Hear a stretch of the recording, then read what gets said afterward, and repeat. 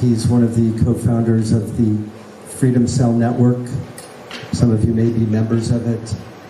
He's also runs a conference that is called the Greater Reset. And the last 2 years I've had the pleasure to join Derrick and his group in Morelia, Mexico, and there's also one happening in Austin. And at that conference, there's a lot of people who are on the path to build community together.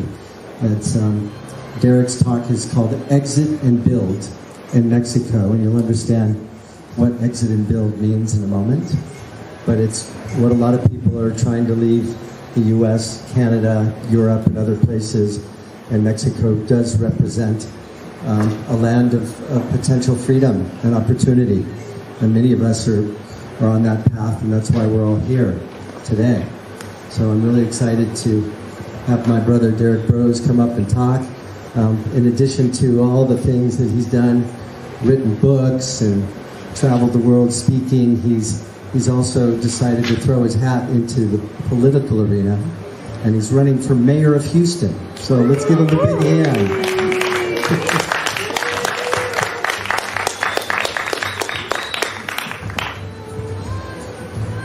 How are you guys feeling? Let's give another round of applause, make some noise for the meditation, for the ceremony. Very important we start off that way.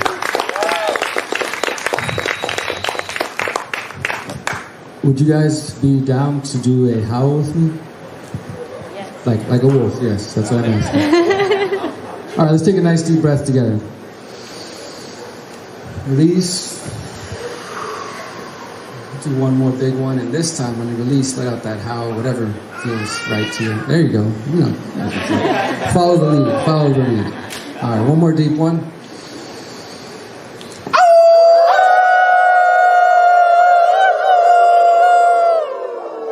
Yeah, you gotta wake up here. I know it's early, but you got a lot to do. I have, I believe, an hour. Was anybody here last year? I'm thankful Brad invited me both years, but I just want to say last year I had 20 minutes and it was the fastest talk I ever did, so this will be similar, but not on speed dial and times 2. So we're going to go a little deeper.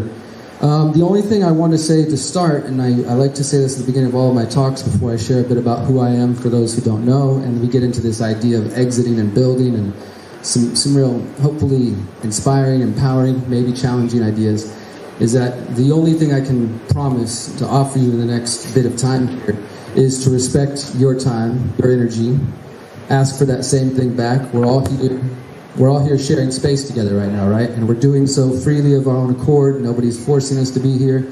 So I will offer you some ideas, some food for thought, and I will do my best to be coherent.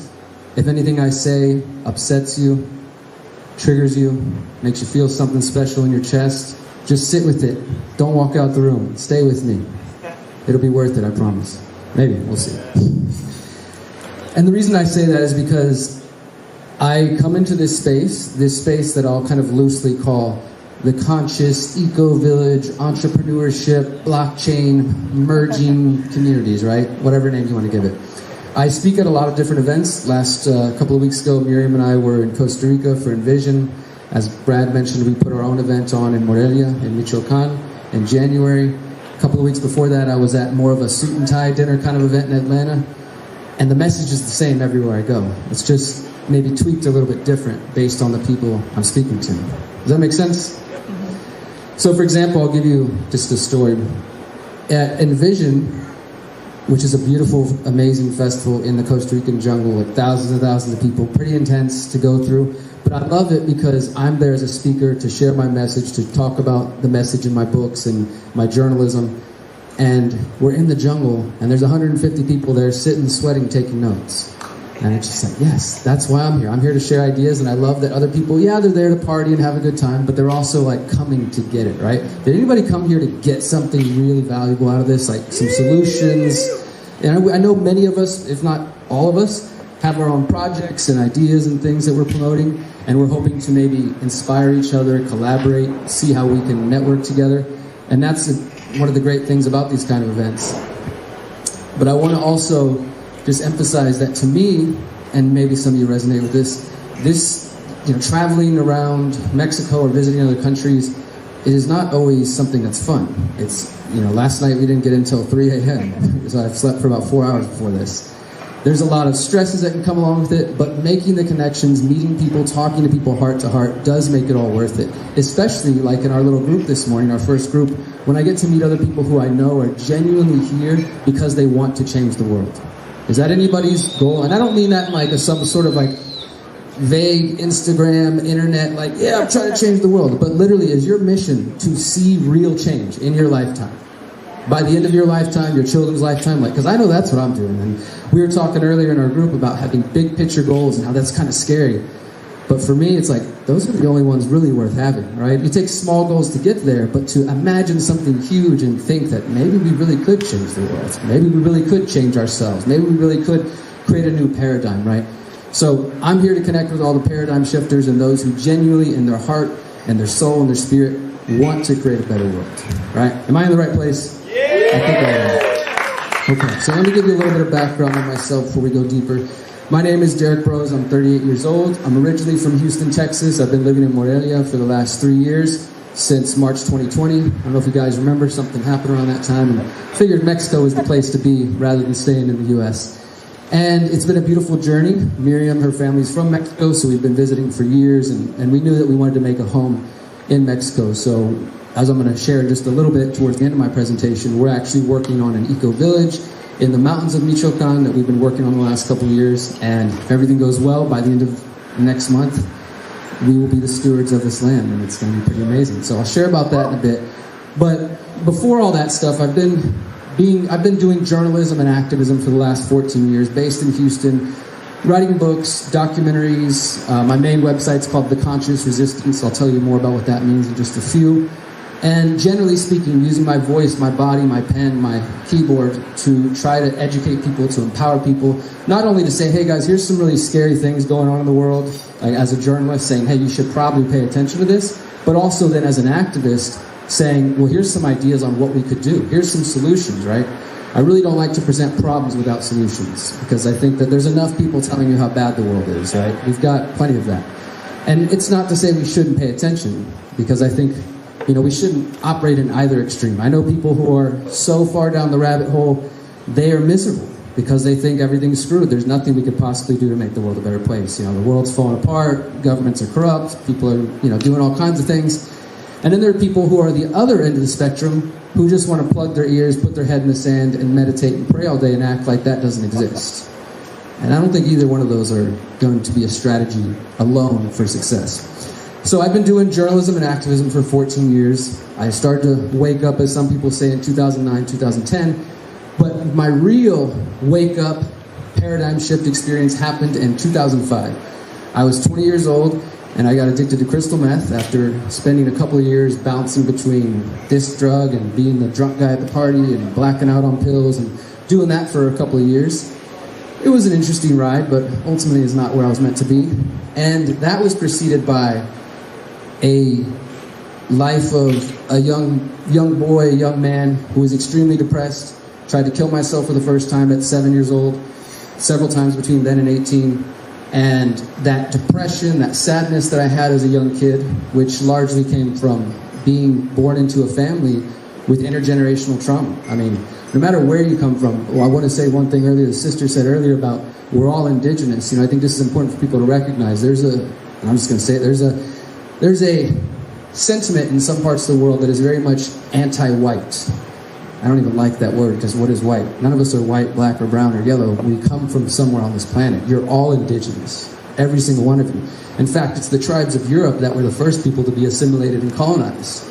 So that's why they're so far away from their traditions. But it's important to recognize that. Don't fall into a trap of thinking you are not indigenous to this planet somewhere. Find out where you come from. Connect to those people, right? So I was born into a family of intergenerational trauma for multiple reasons. I have indigenous blood on both sides of my family. The men on the Broze side and the Sanchez side, going back at least 3 generations, have drugs, alcohol, prison, and suicide. This is what I was born into. And so I got to pick up all that intergenerational trauma and decide to be the one to do something about it, which is always a fun journey.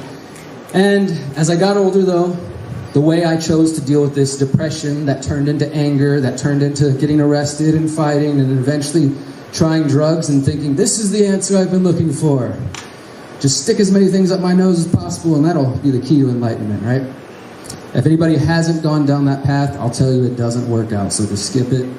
You're here, so hopefully you're not going down that path. But that path eventually did lead to me becoming the guy that was puking at every party, becoming the guy that was blacking out everywhere I went. And then eventually I was introduced to crystal meth, and 10 months later I was in prison. I was homeless, and then eventually in prison. And this is when I woke up.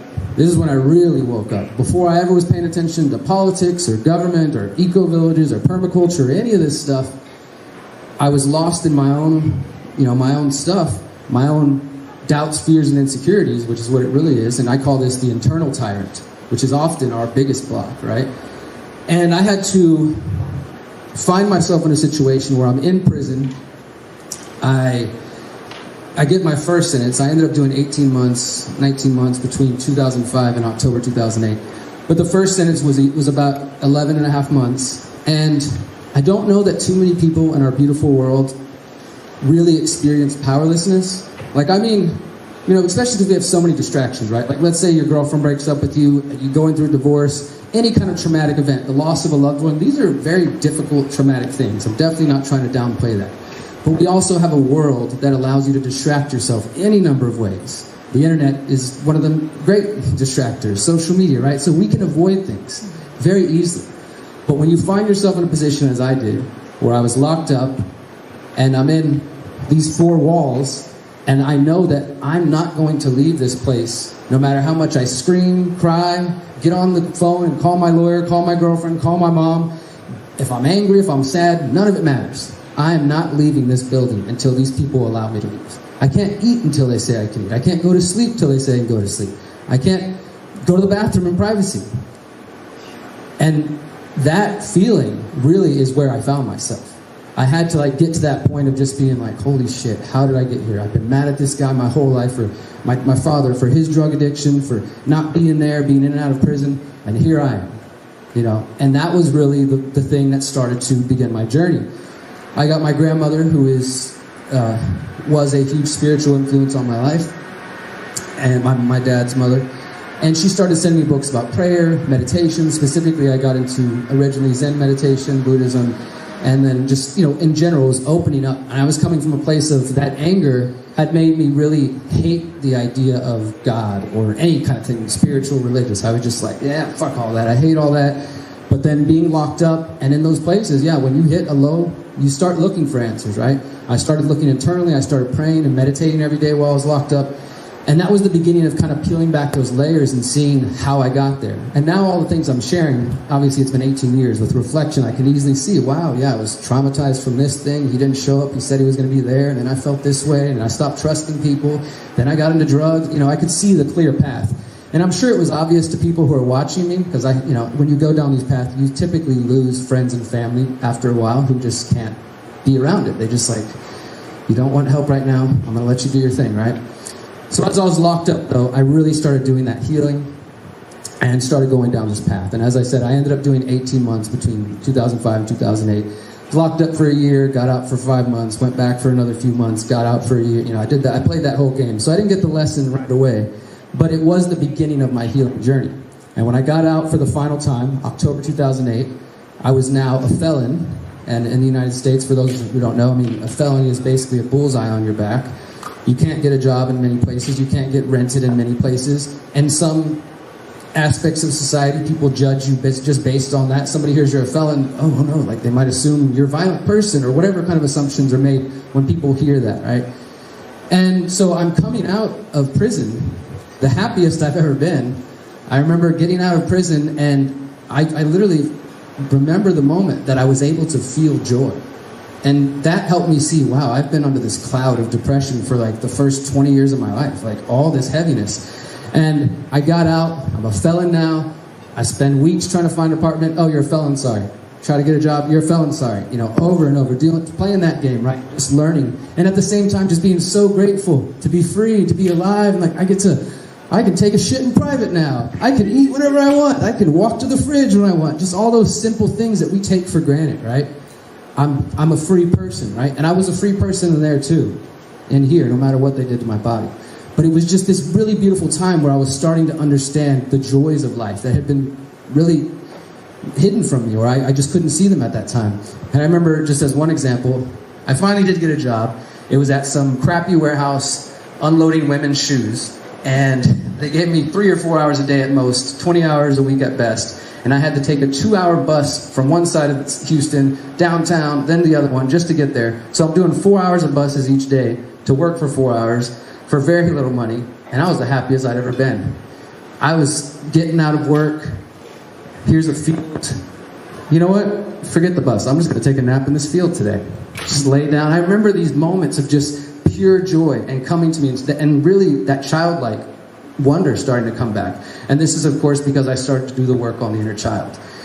Now, we're going to get to the exit and build stuff, but this is helping you understand why this work matters. And I think you guys understand the spirituality aspect, the healing, the trauma that we need to face, right? We don't not only need to create new economic systems, new communities, but we can't replicate the old systems, right? The way we treat each other, the way we treat ourselves, financial, etc. Like the spiritual component is so key to this. So I'm going through this journey, and as I said, as a felon, I couldn't get a job many places, I couldn't get rented, so I was spending a lot of time at the library just applying for jobs. And I decided, maybe I'll start reading books. You know, it was really just that simple, that after getting out of prison, getting out of this cloud of depression, my excitement for life, my wonder and my wanting to learn and understand the world around me, especially getting out as a felon, as a part of the drug war in the United States, because even though I was addicted to crystal meth, I don't think people should be locked in cages for their addictions. Like, I needed help. I needed, real help, not just throw you in a cage with real violent criminals and other people who also need help.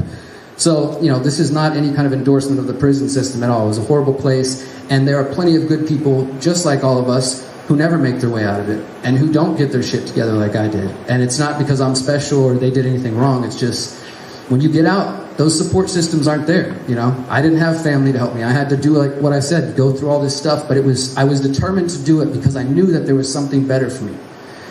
And honestly, I believe what I was manifesting in those years, 18 years ago, was connecting with people like you. I wanted real, authentic connection, things that had been missing in my developmental years and into my teenage years.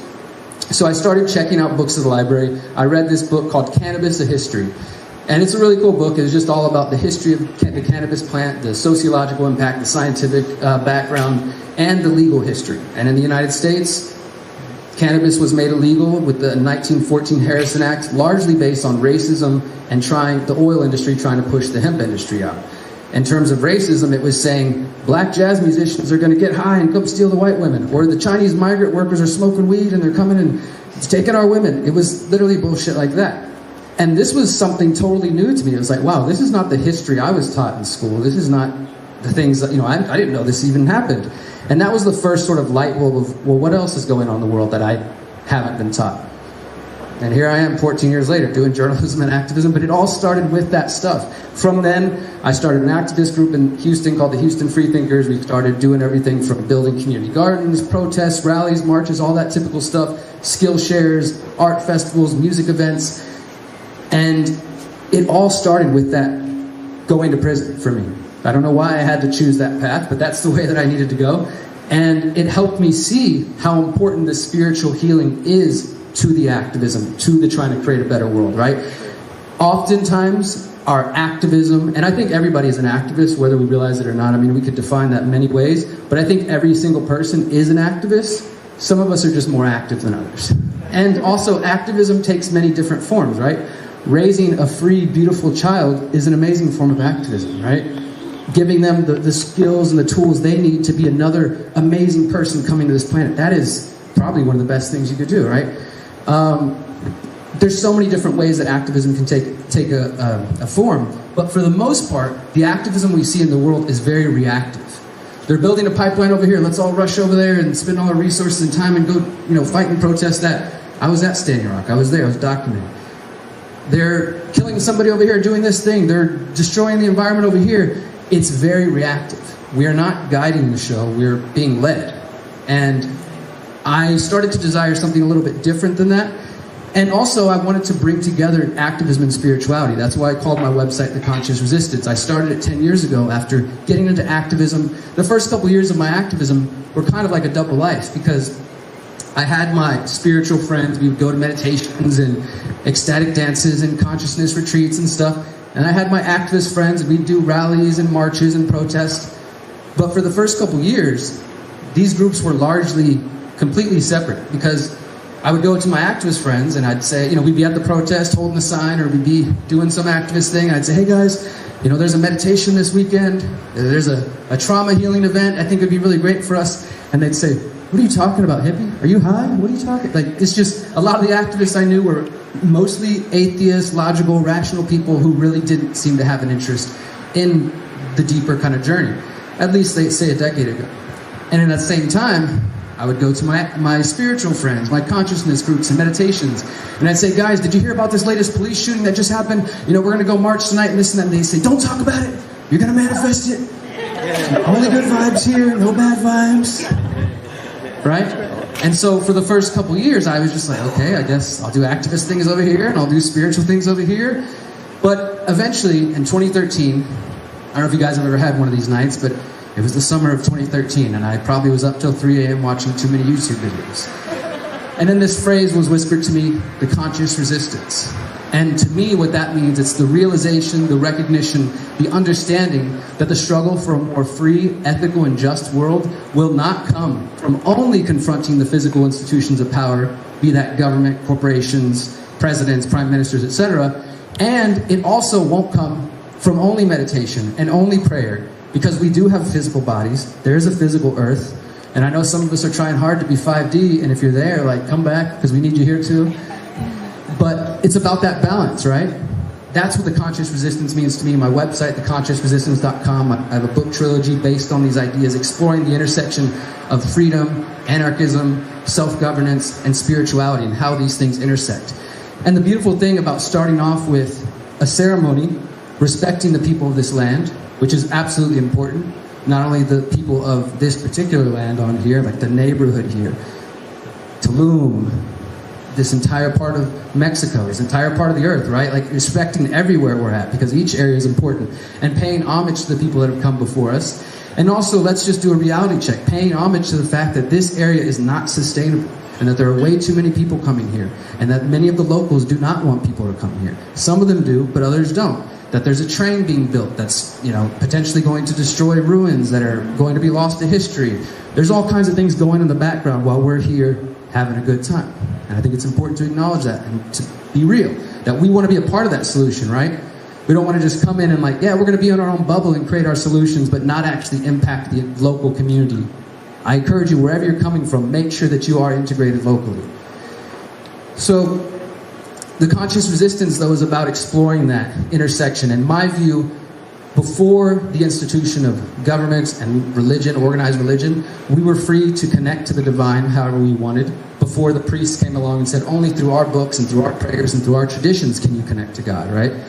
And we were also free with our own sovereignty before institutions like government came along and said, no, only once you have our paperwork, now you're a real person. Now you have permission to do this, right? So in my view, those two institutions are largely responsible for most of our problems in this world in different ways. And that's what my work explores. And so since then, I've just been doing journalism. I've done a number of documentaries and books and all that fun stuff. But I wanted to share that journey so you understand where I'm coming from. Because to me, we're going to talk about the community aspect now, but keep that in the back of your mind, that none of this really matters unless we're also working on healing. Because it is my belief that, let's say we did get rid of insert your favorite bad guy in government, corporation, or whatever. The they in your mind, right? If we got rid of them, but we don't do the work, maybe we think, you know what? We're the ones. We deserve to be in charge, right? We're the conscious people. We should be in charge. But without that work, I guarantee you, within a couple of generations, we will cycle back and repeat the same problems. We will become the problem if we don't do the internal healing, right? It's not just about saying, hey, we're the new generation. We're the ones who got the answers. Put us in power now, because we're going to figure it out, right? Okay. So we have to think completely new systems. Obviously, most of you here are talking about new financial systems, new ways of community, governance, etc. For me, this strategy that I talk about, it's called exit and build. It's something that I wrote about in my book called How to Opt Out of the Technocratic State, which you can download for free at theconsciousresistance.com/how-to. I also have physical copies out there on the book. You can come check on the table. You can check it out. I published this book in January 2020, right before COVID. I wrote it at the end of 2019. And as a journalist, I've been focused on understanding digital tools, digital technology, particularly digital surveillance. This is because years ago I found out I was under surveillance by the Houston Police Department for my activism, and that led me down a rabbit hole of trying to understand surveillance tools. Cell site simulators that can grab all the data on your phone, facial recognition cameras that can track you everywhere you go. Ideas that are just coming into vogue in India and China and elsewhere. Social credit scores. Anybody familiar with that term? Heard about that? Social credit scores. We'll get into that. And I was writing about these things as a journalist, trying to anticipate what was coming, trying to warn people. But the book itself is a solutions-focused book. And the main question the book asked is, how do we, as free, powerful, beautiful people, continue to stay free, powerful, and beautiful, and maintain privacy and liberty long into the coming generations in the face of the world that is being shoved onto us right now? Has anybody started to hear the term central bank digital currencies? If you haven't yet, you will. CBDCs for short. Just show of hands, who's heard that term? Cool, okay, yeah, I like when we get that. It's also cool when nobody knows what I say. Okay, for example, let's throw out one more. Who's heard of the Great Reset? Yeah, there was more hands this year than last year, that's cool. Either way, we'll get into it. I started to write about these things and anticipate what was coming, and again, ask that question, how are we gonna stay free? How are we gonna maintain privacy? How are we gonna build all these beautiful communities in the face of what is happening? Because it's important to recognize there are so many beautiful things happening in the world, and yes, there are also governments coming up with digital identity schemes. There are governments coming up with digital money schemes. This will be convenient. They will tell you it's friendly to the environment. They will tell you it's, for the good of everybody, whatever they need to do. But at the end of the day, when you look at the countries that have already implemented these changes, India, China, Estonia, elsewhere, it means the end of privacy.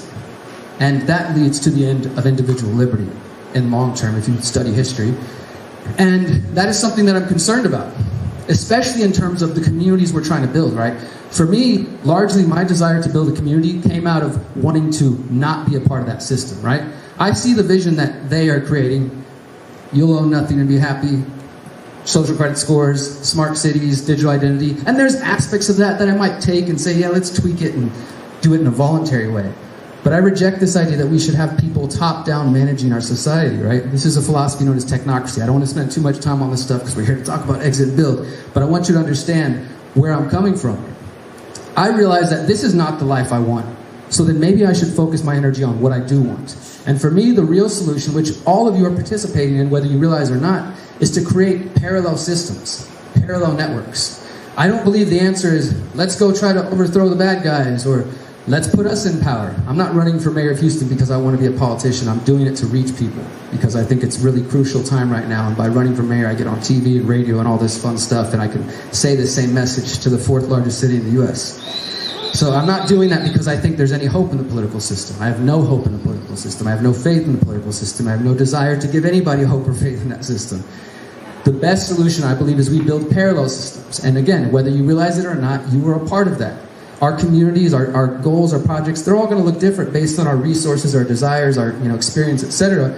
But we are all creating a potential alternative to the coming system. And I think that's what matters most. And in the book, I talked about, okay, they're trying to build this scary digital identity, track and trace you everywhere you go world.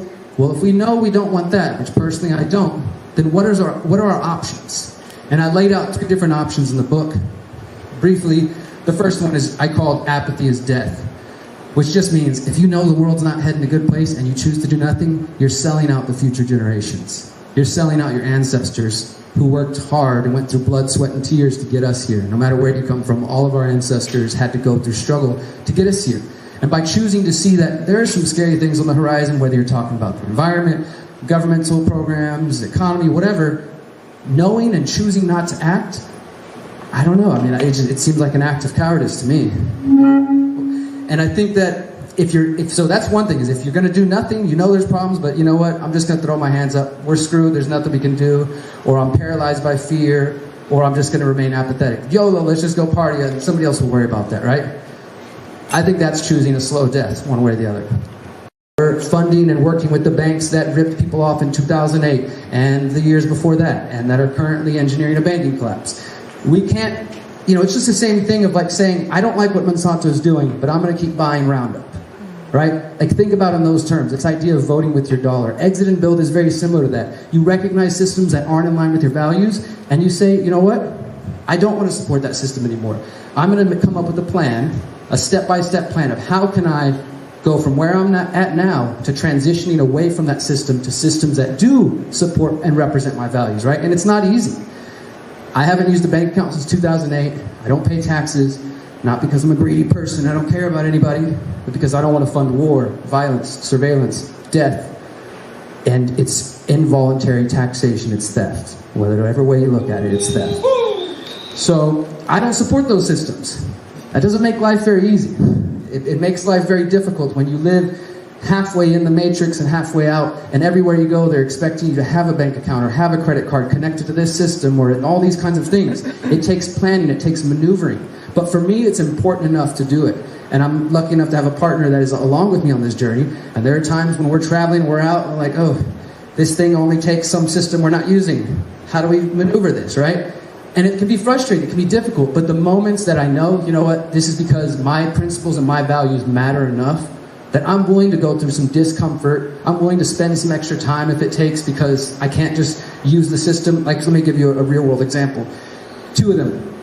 So in Mexico, the beautiful thing is if you choose to use Uber, you can pay in cash, right? And that's something that we prefer to use cash and not any kind of cards.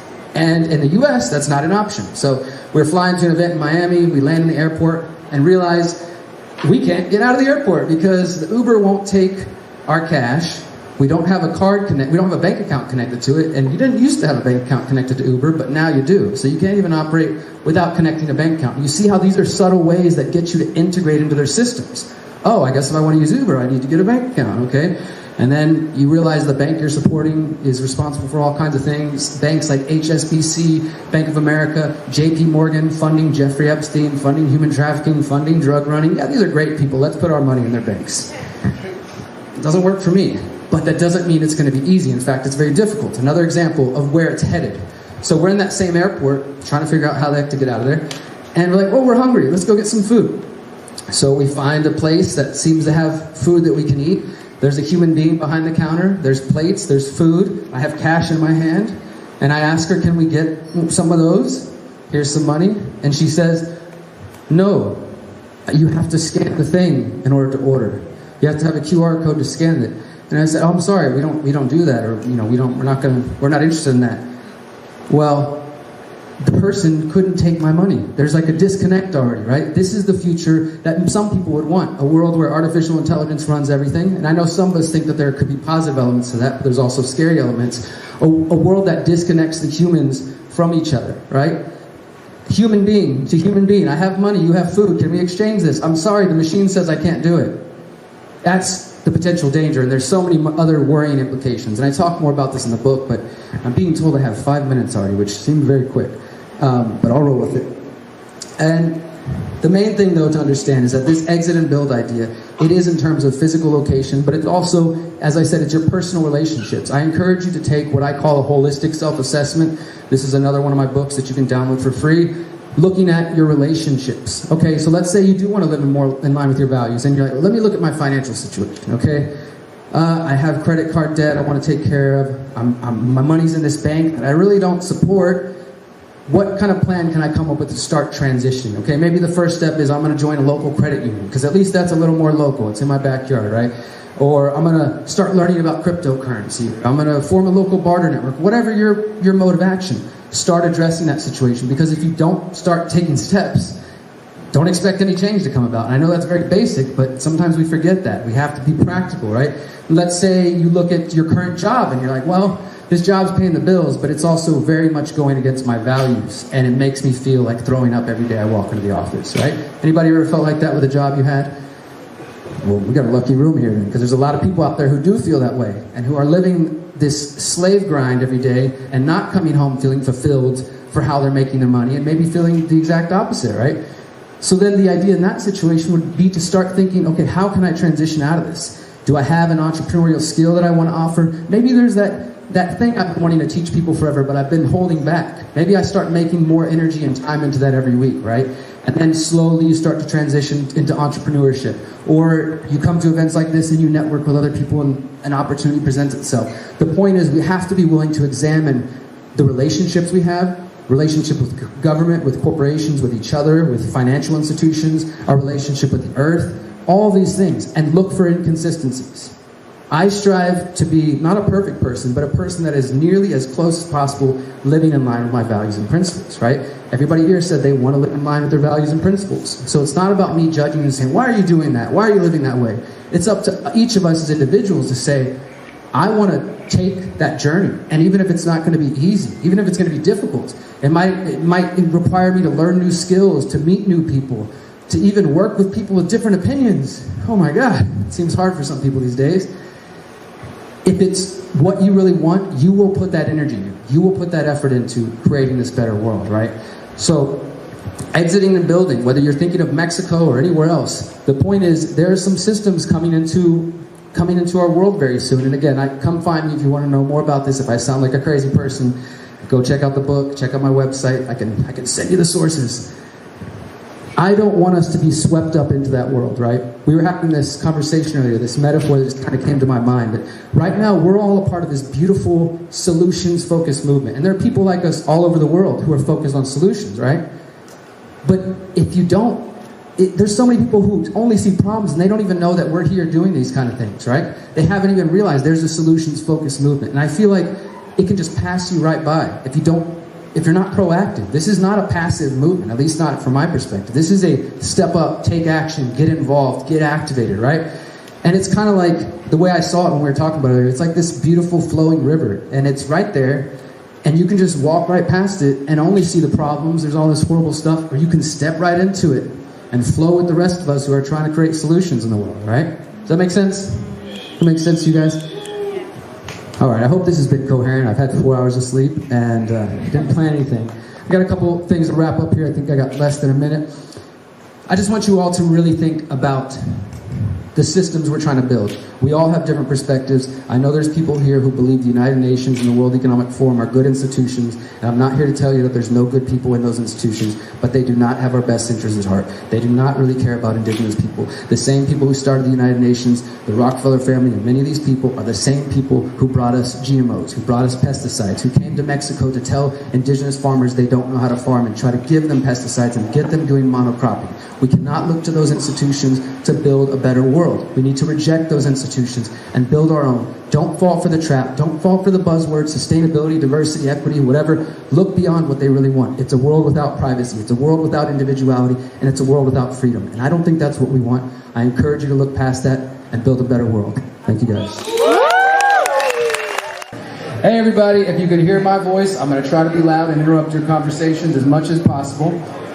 I'm going to speak about my community, the Conscious Agora. I'm also going to sort of wrap up the talk I was given earlier because it was a little rushed at the end. And for those who aren't hearing this, it's being taped. But we're mainly going to talk about communities, the community that I'm building in Michoacan, outside of Morelia, that I mentioned briefly earlier. The website is theconsciousagora.com. And I'm going to tell you about another tool called Freedom Cells. I've got, I think, 20, 30 minutes, so try not to get lost in this. But the main thing I want to emphasize, there was a couple of points up here that I think were really beautiful in this panel. Let's give a round of applause for those who are on the panel sharing their knowledge. Thank you guys for offering that wisdom that you had.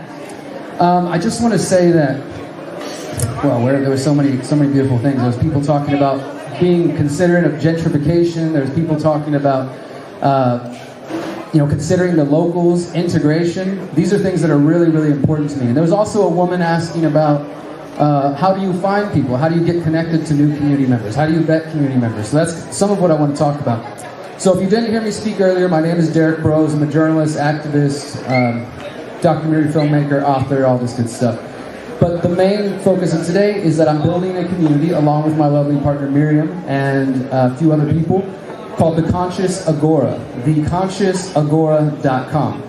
And it's similar but different to a lot of the communities you're hearing about, because our community as much as we value community and working with people, we also put individual liberty at the top of our principles and values. Bodily autonomy. Has anybody ever heard that? Bodily autonomy? Is that a concept people are familiar with? Maybe it's become important the last couple years for any particular reasons. I know that, it's one thing, gentleman, where's my brother? He was here, right here, mentioned looking for community members on intentionalcommunities.org, IC, New Mondo, and stuff like that. I totally recommend those as resources, but, if you're the kind of person that cares about bodily autonomy, if you're the kind of person that doesn't like being forced to take a certain medical intervention or whatever, a lot of those communities supported those things. So going on IC.org, New Mondo, and stuff like that to find your conscious community is not as easy as it might have used to been before COVID. Because a lot of those communities locked down, forced people to get vaccinated, forced people to wear masks. Just like so many other communities, the permaculture community, the intentional community was very divided in the last couple of years. So I've met plenty of people who are like, Derrick, I heard these ideas, I've been traveling, I'm visiting these intentional communities, and they wanted me to do insert whatever thing they didn't want to do in order to be a member, in order to visit, right? Whatever your opinions on that, the point is you need to know what the communities you're thinking of joining or being a part of are really about, right? If you value individual liberty and bodily autonomy, like myself and the community we're building, then you probably don't want to go to a community that during COVID disrespected individual liberty, disrespected bodily autonomy, didn't care about those things, and in fact wanted to be very forceful about those things. So there are considerations to take. Don't assume every community on New Mondo, IC.org, and all those sites is going to be conscious in the way that you might consider yourself to be conscious. Vet people, get to know them. Don't assume, we met at Tribalize, let's buy some land together, we'll all get along, it'll be wonderful. There's a lot more involved in this community building process. So the land, I'm going to play a video in just a moment if you still got that queued up. Where's the brother who does the video? They're around here. Could you find me the brother who does video? He's got my video queued up. We're going to play a video from our community in just a moment, but let me tell you more about it. So I told you guys earlier, my website, one of my books is called The Conscious Resistance. It's about exploring the intersection of spirituality and freedom. And then one of my books, as part of the Conscious Resistance trilogy, I discussed this idea of, what if I wanted to build the ideal community from my perspective? What would that look like? What would the guiding principles of that community be? And I outlined this in 2017 with the plan of doing it in 2020. And thankfully, COVID-1984 gave a kick and said, hey, now's the time to do it. Don't wait. And so Miriam and I moved to Mexico after visiting for a number of years. The universe pulled us to Morelia, Michoacan, beautiful piece of land. Despite all the propaganda you hear about, it is very safe. I wouldn't say everywhere, just like anywhere in the world, but it is safe. And there's tons of water, and there's tons of springs, hot springs, cold springs, waterfalls. All the avocados that are getting shipped to the US come from Michoacan. Most of the farms, there's just so many rich natural resources there. And we didn't know any of this when we first got pulled there during COVID. But over time, we've come to learn more and more about it. We are focused on integration, as people mentioned earlier. And we found this beautiful piece of earth in May 2020. And in about 3 or 4 weeks, we're going to be closing the deal and becoming the stewards of this land, which is really amazing. It's 29 acres, already has banana trees producing, avocados, pomegranate, pear, lime, guayaba, 2 ojos de agua coming out of the earth. So many beautiful benefits. It just needs the right humans who have their shit together to come take care of it and help it, right? That's the thing, is the earth is already doing its thing. It's us that have to figure out our human shit of how we work together. Because otherwise, if you rush into a project, let's say, well, I met this gentleman at Tribalize. We don't know each other. We don't know anything about our background, but he seems like a cool guy. You like freedom. I like freedom. Let's go buy land. It'll work out great, right? And we've seen this happen in the last couple of years. As I mentioned earlier, so many people flooded into Mexico to build community during COVID because they saw the freedom that was here.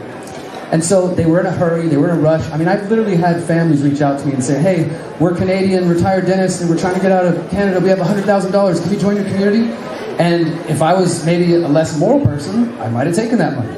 People have been ripped off. People have rushed into buying land together, and then 6 months later they're suing each other, trying to figure out how to get out of it, because they didn't take the simple time to figure out, do we actually have the same values? Do we actually have the same principle? When we say community, do we mean the same thing? Right? Because it's a pretty broad term, right? So you need to really narrow down on what it is that you're trying to build in your community. And when I outlined this vision, I wish I had the image. There's this triangle.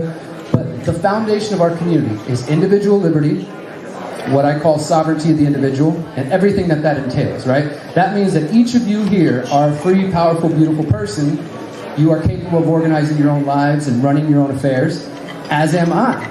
And if we all recognize that you have individual sovereignty and bodily autonomy, and so do I, and as long as we respect that, and I don't try to use force or violence or fraud or coercion to make you live the way that I think you should live, then we can get along, right? I don't necessarily have to like your lifestyle, like your diet, who you hang out with, what you eat, etc. But as long as we respect that foundational principle of the golden rule of individual bodily autonomy, individual liberty, we can do amazing things. So that is the core foundation of this community we're building. Yes, we want community. Yes, we want to work together to grow gardens and do permaculture. But we don't want to give up our individuality to be a part of that community. We want to balance community and individual responsibilities. The second foundational principle of our community is permaculture principles, which obviously opens up a whole door to permaculture, agroforestry, so many other great things. We want to build based on bodily autonomy. We want to build based on permaculture principles. And our third foundational principle is mindfulness. Now, obviously, this is kind of a broad, vague term. What does it mean to be mindful? Well, the way that our community came together and sort of defined this is, generally speaking, people who are not static and not stuck and think that they've got it all figured out, if that makes sense. Like, we want to work with people who want to continue to grow, want to continue to learn, right? This isn't like, hey, as part of our community, you got to meditate 20 hours a week and, in order to meet the quota or something like that, or you need to do ayahuasca once a year. It's none of that. It's just saying, generally speaking, we want to work with people who have an interest in things like nonviolent communication, compassionate communication, and continuing to grow as people. So those are the three foundational principles of our community. Individual liberty, sovereignty of the individual, permaculture principles, and mindfulness. And after that, the rest is up to the individual to decide what it looks like, right? The vision that we have is for the Conscious Agora to not just be the community that we're building in Michoacan, but to be a network of communities that are all beautiful. Like, everybody's community here that's been sharing, they could all be a part of the Conscious Agora network, and I know other people have similar visions. The only sort of requirement would be that these communities adhere to those three principles, right? So you could be a carnivore community and part of the Conscious Agora, you could be a vegan community, you could be a religious community, you could be this, whatever, as long as those three foundational principles, mindfulness, permaculture, and individual liberty. And the idea is that we have a network that we can, for all the people who are looking to join communities, that you could know all these communities, they respect those three foundations. Beyond that, they're all totally different. They're diverse and beautiful in their diversity. So go get to know them, understand them, and see if they fit your vision. Does that make sense? Yeah. So, again, the website is theconsciousagora.com. And so we saw this property May 2020. Here we are now, March 2023, and we're very close to making this a reality. So it's taken nearly 3 years. When Miriam and I first saw it, though, we weren't even part of the group yet. It was just us. It was just an idea. Then in September 2020, I announced this through my website and through my channels and said, hey guys, I'm building an intentional community in Mexico. If you're interested, reach out. We got 400 emails from all around the world. We put together a vetting process, sort of an application process. We emailed that back to everybody. We got about 250 responses. We put that all in a spreadsheet, and then we narrowed it down to 50 people. And the criteria we looked at is, what are their financial resources? What sort of skills do they have to offer? What is their timeline? Like, we wanted people who are ready to do it now, not 10 years from now. We wanted people who are more full-time, not just, oh, I'll be there once every couple of years or something. So we have these different criteria. We didn't base our community on, do they have X amount of dollars? The money is a factor, but there's some people who are putting in $20,000, $25,000. There's some people who are coming at it with $5,000, but they could build anything you need. They've got all sorts of skills and things to offer, right? So we wanted to balance those things, not just make it like the old world, where your value is only how much money you have, right? But to kind of balance those things out. Yes, you need money to build things. You need money to make a sustainable project so we don't fail in the first year, right? But that's not the only factor that matters. So we narrowed it down to 50 people. Then starting in October 2020, we started having these bi-weekly Zoom calls, now Jitsi, because not all of us do use Google. Privacytools.io, no more Google.com. Plenty of alternative options. How can we be the conscious spiritual community while we're all using Google Drives, the company that literally builds a censored internet for the Chinese government so they can, track all the people? That's not very principled. That's not very conscious as far as I'm concerned. Just throwing that out there. Maybe we should live in line with our values. CryptPad. CryptPad is an alternative. Everything you're doing on Google, CryptPad. You can do it there. I know it's a pain in the ass to move all your contacts, but if that's your limit of how much work you're willing to do, maybe you don't really want a better limit. So we started having these weekly calls, these bi-weekly calls, getting to know each other. And over the last 2.5 years, it's naturally gone from 50 people to 40-something to 30-something. In May 2021, we put down a deposit on this land. It was 14 households. Ultimately, it helped us realize that we had more work to do. We put a deposit down. It's like, all right, you got 60 days to come up with the rest of the money. Holy shit, what are we doing in 60 days? We thought we had done some of the work, and we did, but there was still much more to do. Ultimately, we decided to let it pass and to not, like, okay, if we lose the land and somebody else gets it, then it wasn't meant to be. We don't want to rush this. We don't want to just, go in fear or be in a hurry and make mistakes. So after that, some more things were revealed and the group shrank a little bit more. Just naturally, as we get to know each other better, we realize, you know what? I love you guys and your vision, but I think mine's a little different. So I'm going to go do that. And ultimately, we don't take it negatively. We want everybody to find the vision that works for them, right? I think it's a positive thing. We shouldn't look at it as a negative, like, oh, I lost some community members. No, they found the vision that works for them, and now they're going to go pursue that. And we know our vision, and we're going to pursue that. So now we have 5 households. After that, 400 emails, 250 applicants, 50 people, 5 households that we've now been through some shit with over the last 2.5 years. And those 5 households are going to be the founding family that is about to purchase this land. We're going to be doing a civil association. If you're familiar in Mexico, civil association, civil societies. I encourage you to look more into them. We've been learning about them. And that's going to be the structure. We're basically going to be like an ecological club that members of the club get access to this land. They have a house there, they can enjoy the benefits, all those kind of things. So my point with all that is it's a long process. Through that time, we came up with conflict resolution agreements. We came up with decision-making agreements. We came up with entry and exit agreements. How do you leave the community? How do you come into the community? And you want new members to understand what the process is. So we developed the process of, okay, they're going to be in this group for a while as we get to know them. And then over a period of time, which we all kind of, okay, how long is it going to take for us to really feel like comfortable with somebody? Maybe we need to meet them in person. You need to do a project with them. And then you move them to the next group. And it's like a process that you're bringing people. And in this, if it becomes like a great relationship over a period of a year or more, they can become a part of the founding family. And then they have access, all the rights that come along with that. So there's a lot of brilliant ideas being shared here, and I encourage you to take them in because it's not easy work. I'm going to play a video now. This is a video of some of the land. So we are, as I said, about to buy the land. We also do have a crowdfunding campaign going on to the end of this month. I'm not here to pitch that. If you want to check it out, go to theconsciousagora.com. We have different perks and stuff like planting trees in people's names and this and that. We're not currently selling membership or looking for new members until we get settled, but we will be in the coming future. But I'd like to show you guys, you can see the beautiful land, you can hear more about the ideas, if it's going to work. I don't want to put too much pressure. You good? Working it up? Okay, I'm going to keep talking while you guys work that out. Derrick, I have a question. Sure. Okay, so you said 22 acres? 29. 29? 23. 23. 23. Okay, so but 5. Okay, looks like it's... Let me play this real quick and I'll get your question. Alright, okay guys, so we're going to play this quick video. This is like a 3 or 4 minute clip. You'll see Miriam and some of our other community members. It'll just give you more of an idea of what I've already shared. Hey everyone. I'm not coming out speakers. Can you guys hear it off there? No? I can't hear you. Okay, Raj, Okay, so 23 acres, 5 families bought it.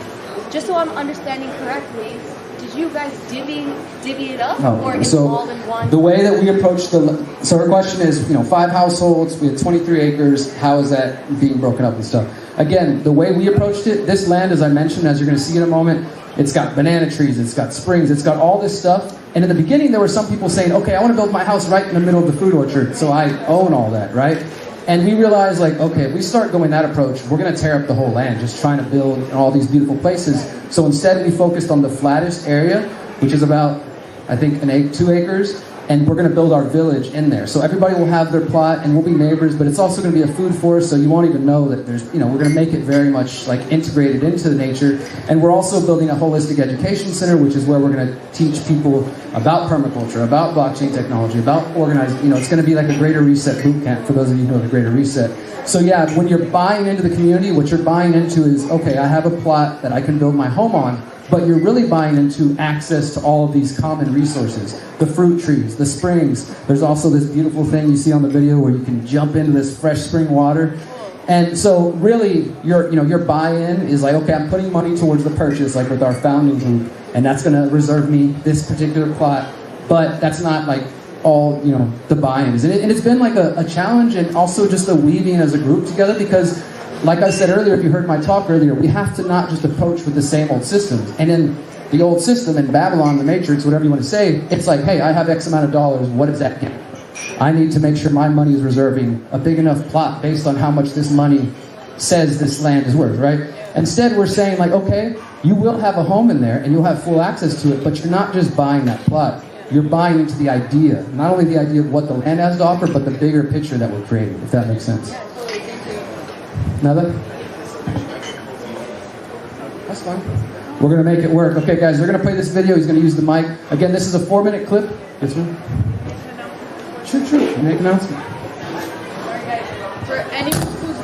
Hi, I'm so sorry. For anyone who came with their car,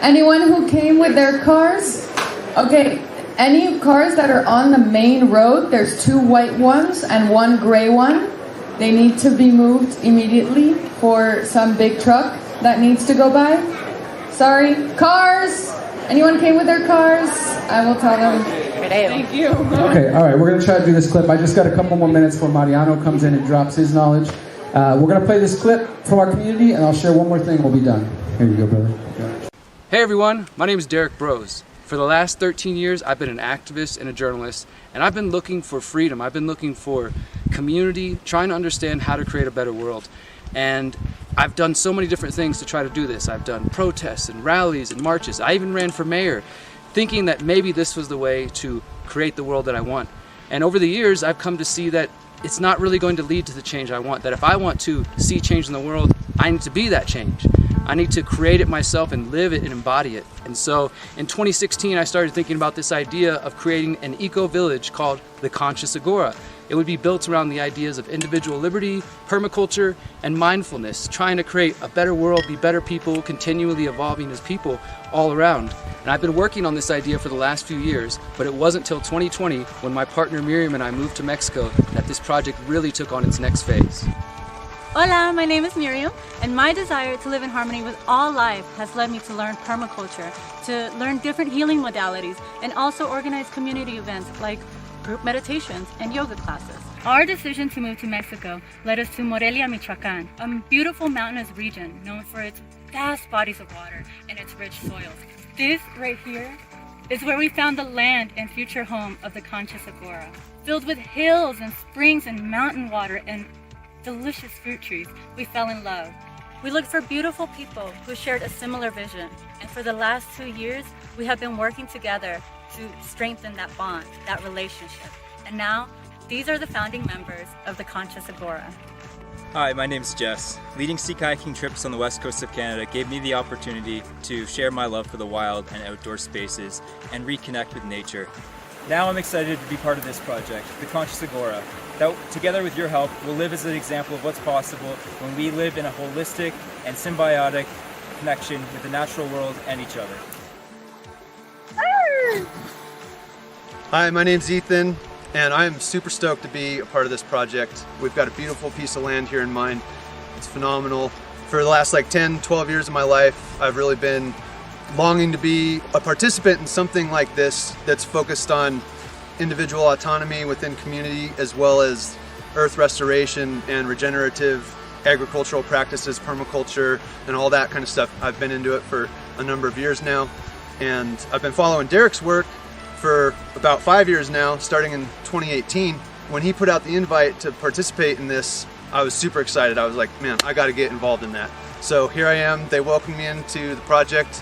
The vision that Derrick and Miriam have outlined of building somewhat of a template or model for other communities to emulate and build from, that's very unique. There's nobody out there that I'm aware of doing this.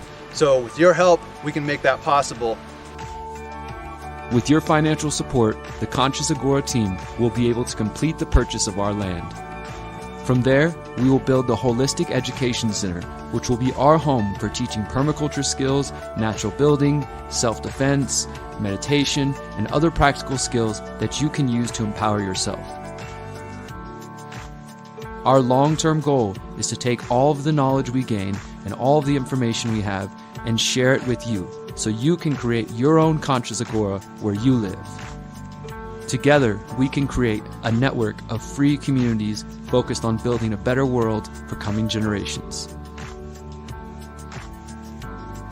Thank you for your support. Because of you, the Conscious Agora is becoming a reality.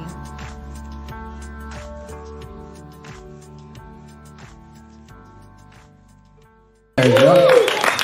So just a little sample. Again, the website is theconsciousagora.com, and I'll just reiterate, we're building this, for ourselves and our families, of course. We want to expand, but the real vision is that this is a network of communities all around the world, united by common principles. And the other thing is, we plan to turn everything that I described earlier about the decision making, all the organizing, even before getting the land, all the steps that you need to do, and the steps after. And we're going to release a free set of videos and an ebook to basically put this information, because a lot of this important information is unfortunately inaccessible to a lot of the people who need it because of financial costs. Sometimes permaculture courses are $5,000, $10,000, So we want to make this information as readily accessible as possible so more people can build similar communities. Again, theconsciousagora.com. Last thing I'll say before I pass it all to my brother. Wait, I got 5? Okay, I'm going to take that 5. Is freedomcells.org. freedomcells.org. If you came here and you don't know anybody in your local community and you're going to go home somewhere on Monday where you feel isolated, alone, and you don't, where are all the conscious people that I want to meet? They're at Tribalize, but they're not in my neighborhood. Maybe they are, and you just haven't met them yet. I've been a part of this idea, this movement, since 2016.